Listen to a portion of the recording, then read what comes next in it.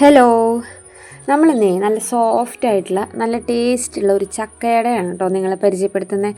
കണ്ടില്ലേ, ആവി പറക്കുന്ന നല്ല സൂപ്പർ ചക്കയട. അപ്പോൾ നമുക്കിത് എങ്ങനെ ഉണ്ടാക്കണമെന്ന് കണ്ടാലോ? വളരെ സിമ്പിളാണ്, വളരെ പെട്ടെന്ന് ഉണ്ടാക്കിയെടുക്കാം കേട്ടോ. അധികം ചക്കച്ചോളയുടെയും ആവശ്യമില്ല. അപ്പോൾ വാ, നമുക്കിത് എങ്ങനെ ഉണ്ടാക്കണമെന്നൊന്ന് കണ്ടു നോക്കാം കേട്ടോ. ഈ ചക്കയട ഉണ്ടാക്കാനായിട്ട് ഞാൻ ഏകദേശം ഒരു 25ഓളം ചക്കച്ചോളയാണ് എടുത്തിട്ടുള്ളത്. ഇത് രണ്ട് രീതിയിൽ ചെയ്യാം, വേവിച്ചിട്ടും ചെയ്യാം, വേവിക്കാതെയും ചെയ്യാം. അപ്പോൾ വേവിക്കാണ്ടാണ് നിങ്ങൾ ചെയ്യണമെന്നുണ്ടെങ്കിൽ ഇത് കുഞ്ഞാക്കി അരിഞ്ഞിട്ട് മിക്സിയിലിട്ട് നല്ല പോലെ ഒന്ന് അടിച്ചെടുത്താൽ മതി.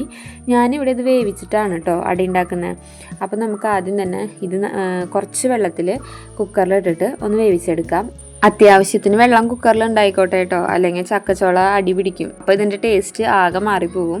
അപ്പോൾ ഞാനിവിടെ കുറച്ച് വെള്ളം ഒഴിച്ച് കൊടുക്കുന്നുണ്ട്. ഇനി നമുക്ക് നല്ലപോലെ ഒന്ന് വേവിച്ചെടുക്കണേ. വളരെ പെട്ടെന്ന് തന്നെ ഉണ്ടാക്കിയെടുക്കാൻ പറ്റുന്ന, അതുപോലെ തന്നെ എല്ലാവർക്കും ഒരുപാട് ഇഷ്ടമുള്ളൊരു ഐറ്റമാണല്ലേ അട. അപ്പം നമ്മളിവിടെ ഗോതമ്പ് പൊടി വെച്ചിട്ടാണ് ഈ ചക്കയട ഉണ്ടാക്കുന്നത്. ഇപ്പോൾ ചക്ക സീസൺ ആയതുകൊണ്ട് തന്നെ ചക്ക കിട്ടാനും വലിയ ബുദ്ധിമുട്ടൊന്നും ഉണ്ടാവില്ല. പിന്നെ കുറച്ച് ശർക്കര എടുത്ത് നമുക്ക് ഉരുക്കിയെടുക്കണം. അതുപോലെ ഈ ഒരു നാളികേരത്തിൻ്റെ അരമുറി നാളികേരം നമുക്ക് ചെരുകിയെടുക്കും വേണം കേട്ടോ. ഇപ്പോൾ നമ്മുടെ ചക്ക നല്ല പോലെ വെന്ത് വന്നിട്ടുണ്ട്. ഇനി നമുക്കിത് ജാറിലേക്ക് ഇട്ട് കൊടുത്ത് നല്ല പോലെ ഒന്ന് അടിച്ചെടുക്കാവേ. അതുപോലെ തന്നെ നിങ്ങൾക്ക് എൻ്റെ വീഡിയോസൊക്കെ ഇഷ്ടപ്പെടുന്നുണ്ടെങ്കിൽ ലൈക്ക് ചെയ്യുക. നിങ്ങളുടെ അഭിപ്രായം എന്ത് തന്നെയായാലും കമൻറ്റ് ചെയ്യണം. ഉപകാരപ്രദമായ വീഡിയോ ആയിട്ട് തോന്നുകയെന്ന് വെച്ചാൽ ഫാമിലിക്കും ഫ്രണ്ട്സിനൊക്കെ ഒന്ന് ഷെയർ ചെയ്ത് കൊടുത്തോളൂ കേട്ടോ. ഇനി നമുക്ക് ഗോതമ്പ് പൊടി എടുക്കാം. ഇത് അരിപ്പൊടി വെച്ചിട്ടും ഉണ്ടാക്കാം. ഞാനിപ്പോൾ ഗോതമ്പ് പൊടിയിൽ ചെയ്യുന്നേ ഉള്ളൂ കേട്ടോ. അപ്പോൾ ഞാനിവിടെ ആദ്യം 3 കയ്യിലാണ് അരിപ്പൊടി എടുത്തിട്ടുള്ളത്. ഇനി ഇതിലേക്ക് ആവശ്യത്തിനുള്ള ഉപ്പും അതുപോലെ തന്നെ നമ്മൾ ചെരുക്കി വെച്ചിട്ടുള്ള നാളികേരം കൂടി ചേർത്തിട്ട് നല്ല പോലെ നമുക്കൊന്ന് മിക്സ് ചെയ്തെടുക്കണം.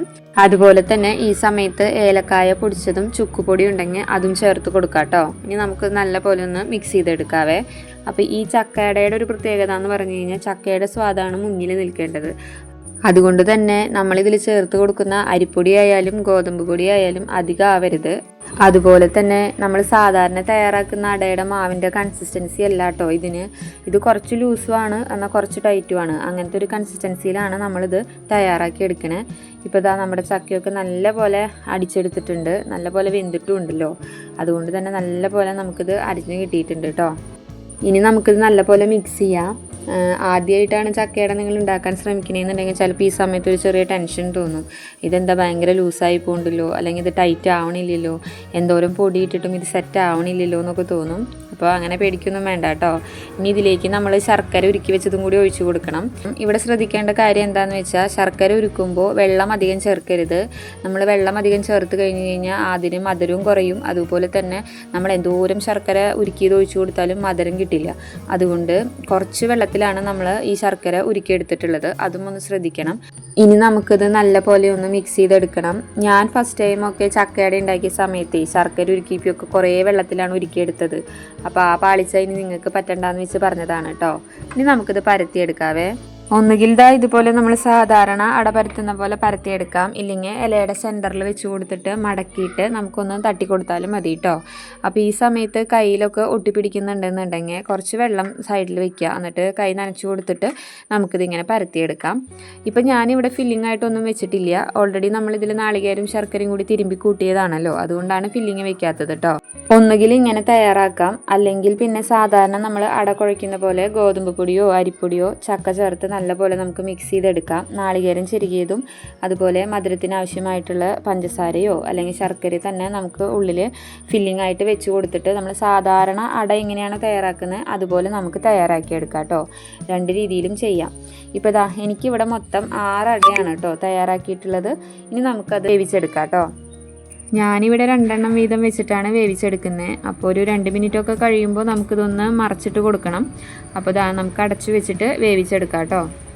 അതുപോലെ തന്നെ എൻ്റെ ചാനൽ ആദ്യമായിട്ടാണ് നിങ്ങൾ കാണുന്നതെങ്കിൽ എൻ്റെ വീഡിയോസൊക്കെ നിങ്ങൾക്ക് ഇഷ്ടപ്പെടുന്നുണ്ടെങ്കിൽ ചാനൽ ഒന്ന് സബ്സ്ക്രൈബ് ചെയ്യുക. തൊട്ടടുത്ത് കാണുന്ന ബെൽ ബട്ടൺ ഒന്ന് ഓൺ ആക്കി വെച്ചിട്ട് ഓൾ എന്ന ഓപ്ഷൻ ഓൺ ആക്കണേ.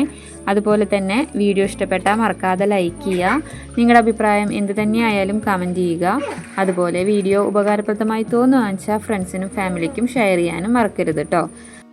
അപ്പോൾ ഇതാ നമ്മുടെ അടയൊക്കെ ഇവിടെ സെറ്റായി വന്നിട്ടുണ്ട് കേട്ടോ. ആവി പറന്ന് പൊങ്ങുകയാണ്. നല്ല ടേസ്റ്റാണ് കേട്ടോ ചക്കയടയ്ക്ക്. അപ്പോൾ എല്ലാവരും ഉണ്ടാക്കി നോക്കുക. വെക്കേഷനൊക്കെയാണ്, കുട്ടികളൊക്കെ വീട്ടിലുണ്ട്. അപ്പോൾ എല്ലാവരും ഒന്ന് ട്രൈ ചെയ്ത് നോക്കുക. പെട്ടെന്ന് തന്നെ നമുക്ക് ഉണ്ടാക്കിയെടുക്കാൻ പറ്റും. നമ്മൾ ബാക്കിയുള്ളതും കൂടി ഉണ്ടാക്കിയെടുക്കുകയാണ് കേട്ടോ.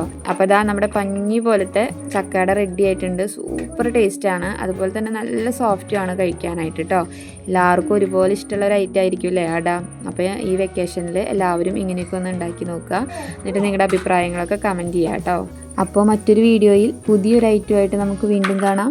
എല്ലാവർക്കും thank you for watching. By.